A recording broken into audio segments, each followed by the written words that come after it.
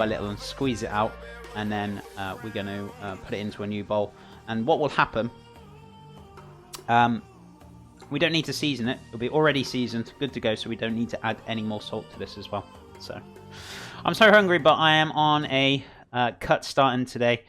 Since tennis leagues are starting us up again. Awesome. Do you play tennis, or are you just watching tennis? Or I like tennis myself. I was on about like hobbies and things and stuff that I really wish I kind of kept up with, but obviously due to my chefing career I couldn't do it. But I was on about tennis yesterday, and I do love and enjoy playing tennis or squash. Yeah, I was kind of I did train up when I was younger, and I think I could have gone down the road of being a professional route to an extent. He said I had the potential of going down there, but I never took it. I decided to go into chefing more than anything. But I do enjoy tennis. Tennis is very fun indeed. Right, so let's get these ribbage. Cheeky bit of ribbage. Oof.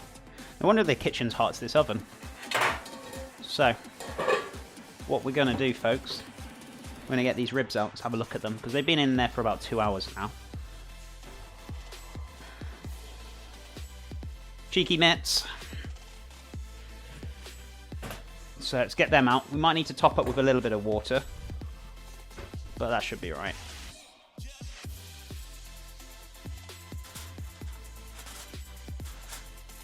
So watch your fingers and be careful of the steam. Do not burn yourself. Oh wows, we're having the steam camera today. There we go. So you should be able to see it a little bit better now. So those are the ribs. And have a little cheeky feel of them, see how far they're done. Shouldn't be that far. And a little baste as well. Fan-bloomin-tastic. So let's have a look. Oh! Those, my friends, are actually on the way. I'd say... Watch your fingers, chef. Yeah. I'm going to give this another half an hour. Half an hour, 45 minutes. And we should be good to go. So, all those beautiful spices in there. We just topped it up with water. You don't really need to add stocks, because that will add more saltiness to it. I personally think water is fine. You got lots of flavors going on in there. And I think the water helps incorporate it around the pork a lot better. So... fantastic. What was that blop then? A bit of air bubble trapped somewhere. Right, so yeah, that's pretty much there. So what we're going to do, let's seal this up down. Yeah, I'm looking forward to these ribs. Very much so.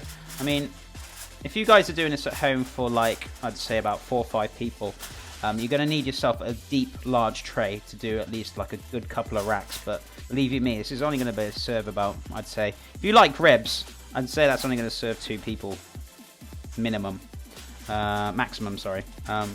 But yeah, I mean, depends how much of a big rib eater is. You could probably get through a whole rack easily, some people. But yeah, I mean, that'll do 2 of us, which is fine.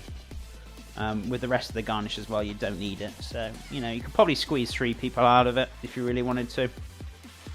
But yeah, if you're doing it for a party of quite a few of you, make sure you got a deep enough tray to get your ribs in there, guys. So, right, gonna pop that in there, back in the oven. Beautiful. So that's gonna go back on the heat. Sorry. Cook for another 40 minutes, I'd say. So, what time is it now? Perfect. So about 20 to 1 my time. So in 40 minutes time, we're gonna pull them out, and then we're gonna drain them off. And what I'm gonna do with that juice, I think I'm gonna reduce that juice down. And I might add it to the barbecue sauce. And that's going to add another level of flavour in there. So we're going to get that kind of sticky, salty flavour. And then I'm going to add it to the sauce once I've blended it down. So we're going to add the best of both worlds. And we won't lose all that flavour. And we're going to have that lovely porky, barbecue-y flavour going on. So with that liquor that's in there, we're going to use that up. So that's not going to go to waste. It's not going to go down the drain. Oh, no. Believe you me, I'll show you what you need to do with that. A lot of people throw all that stock away. Honestly, if you reduce that down into a nice sticky flavoured sauce, it'll add seasoning to your to the food or the sauce, and it'll also add nice richness to it. So That's what you want, especially with ribs. The old cheeky ribbage. We need an oven cam. You certainly do. There's not a lot to see in the oven, with all honesty. All you would be seeing is the foil on top of the on the dish itself. So, but if we were cooking like cakes or like yesterday for the tiramisu, then yeah, it'd be really great. I suppose I could actually. I'd have to clean the window though every day so you guys can peer in. But you know, keep it spick and shine, like really, because these get like easily get finger marks on them. It's one of those glass windows on the oven where you touch it once and it just looks really dirty, but it's just finger marks on there. So where are we going now? So we seasoned the coleslaw.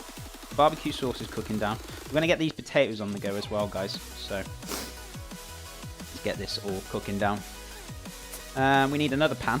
It's very, very warm in here today because we're using the oven, and we're also using stuff on the stove to boil. So we haven't got a huge deal of ventilation in here, so it does get a little bit warm in here, unfortunately. Be right back. Gonna get some breakfast. 1 PM. Oh my god. No problem, my friend. Hope you enjoy your breakfast. So, get a few of these. These are just some little, I think these are Charlotte potatoes, little baby potatoes. Let's have a look. Depending on how many you want to cook off and roast off, I'm going to do about half a bag, I'd say. So I'm going to give them a wash. We don't need to, oh! Runaway potato. We don't need to really peel them. So I'm going to keep the skins on them. If you want to take the skins off, by all means you can peel them. But that's it. The only seasoning on the coleslaw is so far is salt. Yeah, it's just basically salt. Or you could even use celery salt, for instance. Pop that in the bin. So yeah, you know, if you want to add a little bit more diverse flavour to it, you could add some celery salt if you really wanted to. It's really entirely up to you guys what you really want to do with it. Such little potatoes, certainly is. Certainly is. So these are little new potatoes. I'm going to give these a little bit of a wash in the sink. I'm going to chuck them into that tray or pan that we got here. Because that wasn't... I only used that for the heat, so let's chuck them in here. I'm going to give them a wash. And I'm going to pop them in the pan, cover of water. So... oh, did I miss a question? Did I? What did I miss a question? Sorry, guys. Sometimes I do miss a question. If you guys have got any questions, just feel free to repost it if I haven't seen it, because I don't ignore you unless you're trolling me, which I very much doubt you are. But yeah, if you're asking a question, guys, feel free to repost it again. I don't ever ignore questions. Sometimes I just don't see it, or I'm concentrating on something. I look up and then the chat's moved up and it's gone. So, you know, feel free to ask it again. I'll have a look, scroll up if not, and I'll go to answer that question now. So just bear with me a couple of seconds. Or if you want to repost the question, save me scrolling up. I appreciate it. I was actually curious on any tips you had for a new chef. Okay, so what kind of, like, do you mean like starting off as a chef? Definite. Is that what you mean? As starting off as a career as a chef, or like how, like what direction to go, or is that kind of the tips you're kind of looking for? I'm just looking for a little bit more of a diverse kind of direction so I can kind of help you a little bit. Because I could literally expand all day about tips on like how to be a chef and this, that and the other. So just kind of break it down just a little bit so I can help you with that if I can. So I'm going to top this up with water. And what we're going to do, we're going to cook these down to a point where they're just pretty much slightly soft. And we're going to get some spices on the go. I'm going to get the spice rub on it for it next. I'm going to get that together. And what we're going to do, once they're part cooked, we're going to rub them, get them cooking, and then we'll get them in the oven. I just finished culinary school, so started off as the career. Okay, so that's fantastic. My first thing would be, like I was going to say before you said it, is to actually go to culinary school. And you've already done it. That's fantastic. I mean, a lot of people who start off as chefs actually think, oh, they don't actually like going to culinary school, or they don't think it's necessary. I mean, there's nothing wrong with not going, and you know, you can become a fantastic chef that way by gaining experience. That's fine. My personal experience, I've been to culinary school when I was younger, when I first started off, and then I went to go do my chefing off at work. I personally think it is more beneficial to have to go to culinary school first to start off your career, and you know, it just gives you a heads up of like old-fashioned cooking, and it also, you know, just gives you a little head start, so to speak. There's no right or wrong with it. I'm not saying that you should and that you shouldn't. Eat whatever suits you, but I would recommend going to culinary school. For tips as you started off, when I started off, I found it very, very difficult, very hard.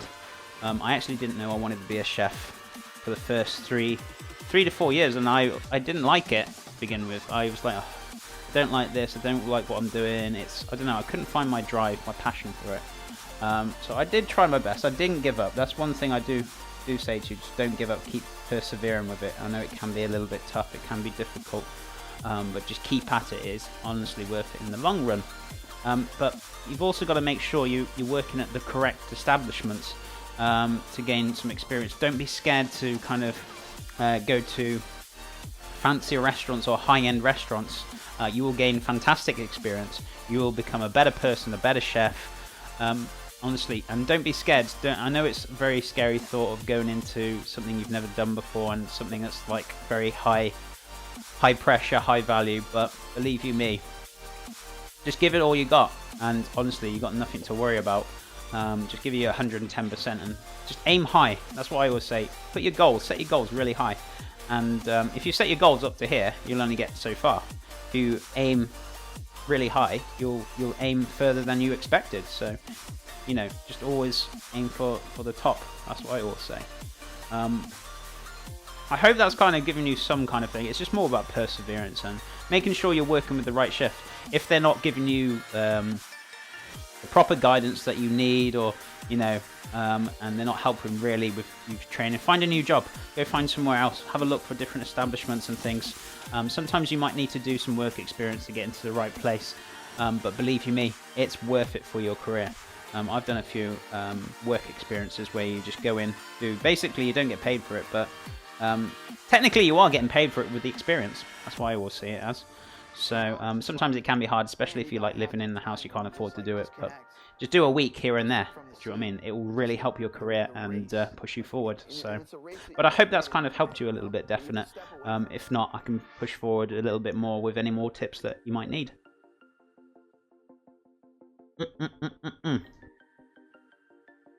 Oof, delicious. So, I'm gonna grab another drink of water, guys. Top me up.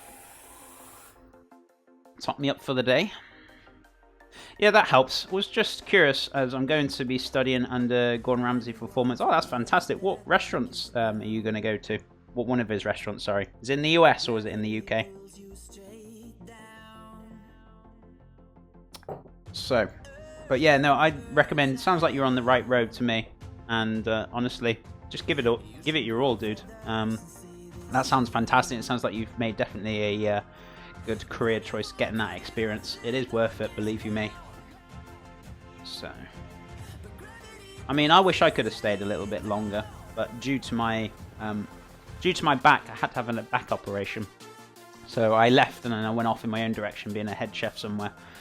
So I enjoyed all my experiences, and I enjoyed my time when I was there. It was fantastic. So I would recommend it for any chef to go to high-end restaurants, or someone who's very good caliber, who's got amazing chefs who will teach and guide you. So I can guarantee you his chefs will definitely teach and guide you in the right direction, believe you me, and they'll help you bring out your potential in you for cooking. But no, that sounds fantastic, dude. That's awesome. So let's give this a cook down. So this is again starting to get nice and thick now. I need to go get my blender so we can start blending it. And then we're going to make the spice mix for the potatoes as well. So guys, if you give me 5 minutes, I'm going to go upstairs and go grab the blender.